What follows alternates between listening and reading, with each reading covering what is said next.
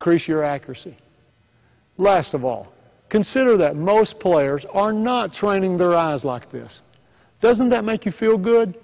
There will even be a percentage of players who watch this video and watch this section and still never do it. Remember, winners do what losers will not do. It's not a matter of can you do it, it's a matter of will you do it. Getting better is a matter of the will.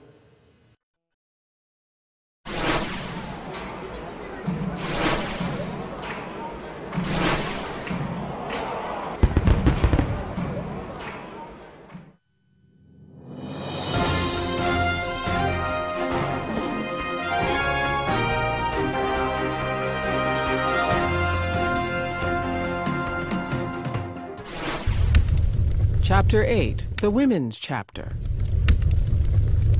I believe that shooting technique and training is no different for females than it is for males.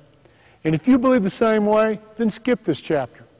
However, since there seems to be a perception from many people that there is a difference, and since I do see girls making different kinds of errors in their shooting form than guys do, I've decided to dedicate a chapter solely to our female players.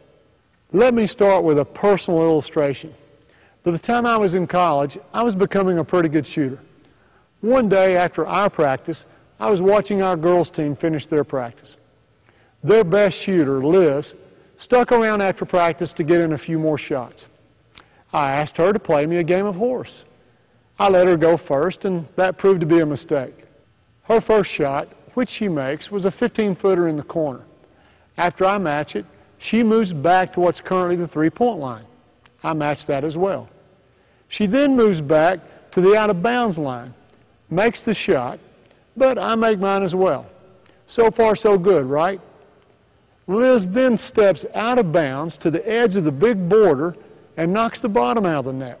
Now, I had never practiced shooting out of bounds because, well, you're out of bounds. I rim out and got my first letter. Liz laughs, makes some funny remark, moves back a little further, and stays out of my range until she won. Now, Liz was an All-American and led that team to the 7th and 4th place finishes in the national tournament. But that's not my point. I was bigger and stronger than Liz in terms of brute strength. But when it comes to shooting range, athletic strength is much more important than brute strength. What do I mean by athletic strength? It's the ability to coordinate the groups of muscles together in such a way that the sum is greater than the parts. This young lady could coordinate the strength of her legs, glutes, core, arms, and hand speed in such a way that she could control the fly of the ball well beyond my shooting range. So please don't tell me that shooting range or strength is a problem because you're a girl. It's not a gender thing. It's a technique thing. It's what this whole video is about. Like a computer virus that spreads faster than it can be caught, there's a shooting virus that's spreading among our female players, and it's killing their shot development. It spreads in many forms and sounds something like this. Start your shot here, above your head, on your shoulder, in front of your face. No. To start the ball anywhere but here is to sabotage a player's shot development, regardless of gender. If she starts her shot up here, she won't have the power to get the ball to the goal, and she'll have to compensate by stepping forward to get some lift and power. Or she'll loop the ball out and up in this manner. Or she'll compensate by stepping back and then stepping up. Regardless of what she does to compensate, she's compounding her shooting problems. And by the way, I don't see anybody asking guys to set the ball up here. They wouldn't have enough power either. Why are female players being taught this? Perhaps it has something to do with instructions that I hear being yelled to young players of both gender. Get the ball above your head. You must shoot above your head or you're going to get your shot blocked. First of all, everyone releases the ball above their head. It's impossible to shoot without the ball leaving your hands above your head.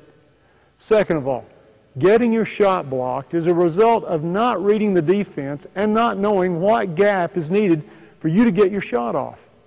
If you set your shot up here, Before you begin to pull the trigger, you might as well tell everyone in the gym that you're going to shoot. In fact, if you want to get your shot blocked, then set it up here for everyone to see. The quickest and most deceptive shooters in the game, those with a quick draw that would rival the best gunfighters from the Old West, start their shots from here. But they're very quick from shot pocket on up, and their feet follow their hands. Once the ball goes above their head, their momentum might slow up at the release point, but that's only because their hand speed has generated more momentum than is needed to get the ball to the rim. Starting the shot here builds a shot that has minimum parts, maximum efficiency, the best balance, and can easily evolve into all the types of shots used in a real game. If I still haven't convinced you, then look at the problems that are created when she tries to set the ball at her shoulder, face, or above her head. 1-on-1 from a pivot. She still has her dribble and can attack the goal. If she sets the ball in front of her face, then her defender will knock it out of her hands or just take it from her. No one in their right mind would stick the ball out here and expose it to the defense.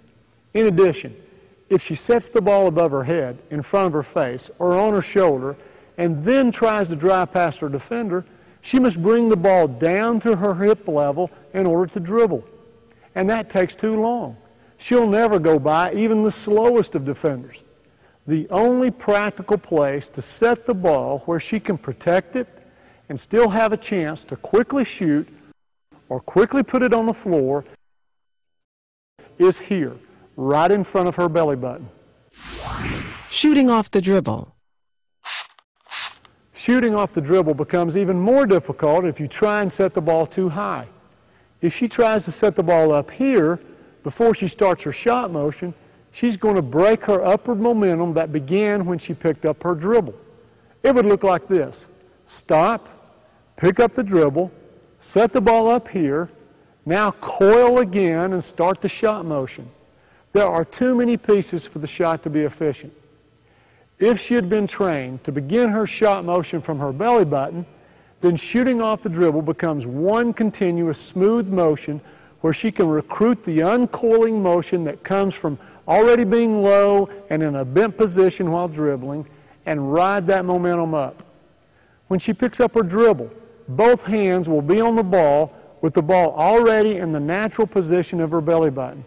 The rest of the shot is just habit because it's the same shot that she's been practicing from every other situation.